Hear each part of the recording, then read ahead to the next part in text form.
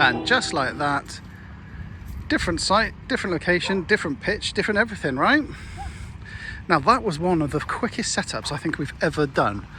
It was a 15-minute ration dash to get that all set up, all the services connected. I even then turned the Caravan on. We had a bacon sandwich and a cup of tea. I still got half my You still got half your cup of tea. Yeah. And once we did all that, we then decided to put the canopy up. And I must admit, on this Caravan, it looks bloody tiny. But it's fine. It's fine, it went up really easy. First time we've ever actually put anything through the awning rail of this Caravan, so I was a little bit apprehensive that it wasn't going to go all the way through, but no, it did. It's fine. This is very creased though, look at that. Yeah. That's okay, it's going to rain tomorrow, so it's fine. Next thing we need to do is just put the illuminations up and then we're in. We're settled, we're sorted and we're done. Yeah. Now one thing we have decided to do is peg out our step, because when we arrived and we stepped in and out of the step, it was moving. And it was Lady Margaret's that we saw people pegging their steps out for the first time, wasn't it? Yeah. 2 of them turned up one by one and then they pegged their steps out. It was the first thing they did. And now I understand why, because that thing nearly shot across the floor over there when I decided to step in it. So we've pegged it out. Angela's pegged it out with glow-in-the-dark pegs, I believe. Yes. That's going to be interesting. We'll see what that turns out to be later on. We'll be able to see where we're going. Yeah. Anyway, for the minute, we're just going to put the illuminations up. These are the ones I got from Home Bargain. I think I bought these from, wasn't it? Which we used last year. But it adds a little bit of homeliness to it all. Yeah. And it's quite good. So we're on pitch number... Oh, let me go and find out. We are on pitch number 47. And as you can see, the site is pretty sparse. Great connectivity for the services over there, but so far pretty quiet, apart from the man who's mowing the lawns. Very loud. Aren't they pretty? They were ever so cheap, you know. I got these from Home Bargains last year or so, I think it was, and we just hold these up with tiny little bulldog clips that we got from Pound Land store thing, I think. Yeah, just tiny little bulldog clips, and that's what we use to clip our lights on with, and they work really well. When the night time comes along, these will all light up and they'll be really pretty. Just makes it feel a little bit more homely, which we like. Isn't it so nice? It's just red onions and some peppers, oregano, salt, pepper and a bit of garlic granules. Easy. By the time that's roasted down, we're going to have that with a nice bit of quiche and some potato salad. Oh, yeah.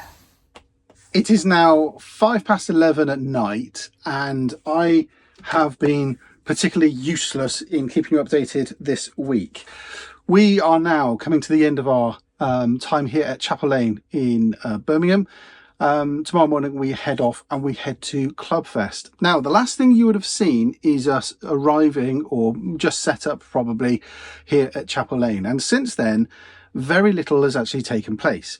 We did manage to venture out on one day. We went out for a full day in Birmingham city centre. I haven't been in Birmingham for a very long time, and it was just really nice to just take Angela around some of the old sites of Birmingham, which were still being constructed the last time I was in Birmingham. When the Bullring was being rebuilt, I remember standing there with a co-worker watching it all being rebuilt, because I worked not very far away from where the construction took place. And in fact, since then, Birmingham's just completely changed. It's almost beyond recognition. There's still some sites and there's still some things there that look good, But I just wanted to remind myself of how the cityscape actually looked. Well, there's a skyline that brings back a few memories. There's an office block in there as well, which brings back a few memories. Yes. And there's also some activities which took place down Broad Street, which one of my very special subscribers will know about.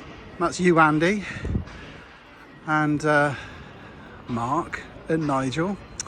And the nights out we had there, straight out of the office block, straight across the road, over there, before all of this was bloody built, and before the trams existed. Oh dear, Alpha Tower. Oh, many a meeting in there. Yes, this is quite a fond memory kickback. This is absolutely fantastic. It's so different though. It's changed so much. I'm trying to think when it was last time I was in Birmingham. It may have been 2003, maybe. I think it was last time I was here.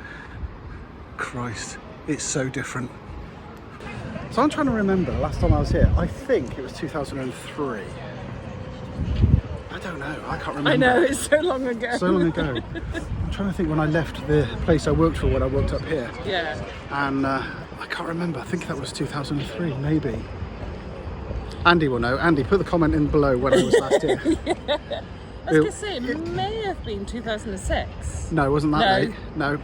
No, that was me. That was you. Yeah. 2006. Yes, 2006 you were asked So up it may here. have been 2005 for you, the last time. Could have been. Yeah. Could have been. Just trying to think what happened when I left here, where I went after this place. Yeah. 2006, I was in the farm with Steve and Andy. Yeah. So we walked around. We had a really lovely time. We took in a couple of shops. Angela bought some clothing from the world's largest Primark, which was absolutely astonishing. It had a Hello Kitty cafe, it had a Disney cafe, and there was a Greg thing in there as well, and it was just colossal. Absolute hell from people like me who don't particularly like going clothes shopping, but Angela loved it, and she bought some clothes that she dearly wanted, especially as she forgot to bring a hoodie with us over these last couple of weeks. So anyway, so we did have a really lovely day out in Birmingham, and then the following day we juggled our days around a little bit because the weather has been the biggest letdown here whilst we've been here in Birmingham. One of the things that we did decide to do was they would have a caravan day whilst it was raining all day, and that rain started way late the night before and it just carried on right throughout the next day. So it was a good opportunity for us to catch up on some washing, which we've used the facilities here on the site. The washing machine and the tumble dryer came to a grand total of £7.50. We had to get tokens from the reception, and that was really good. Managed to get all the washing done because we only came away with, I think it was about 7 or 8 days worth of clothing to last us for the 2 and a bit weeks that we're actually away. So we've done one load now. We probably might be okay, but we probably might need to do another load when we get to Broadway next week, but we'll focus on that when we get to it. The other thing Angela did is she managed to pack away all her nails stuff. I call it nail stuff. She does her own nails and they're absolutely beautiful. So she sat down here during the day and watched a series on Netflix. What's it called? Anyway, she's watched that. She did almost a complete season during the day, sat here doing her nails, and that was really lovely. On the other hand, I sat the back of the caravan. I was listening to some podcasts, playing some games on my console, just generally just chilling and just having a very chill day. Couldn't really do anything outside because, like I said, it was absolutely tipping with rain. Thank God we had the canopy up because that did give us some coverage outside.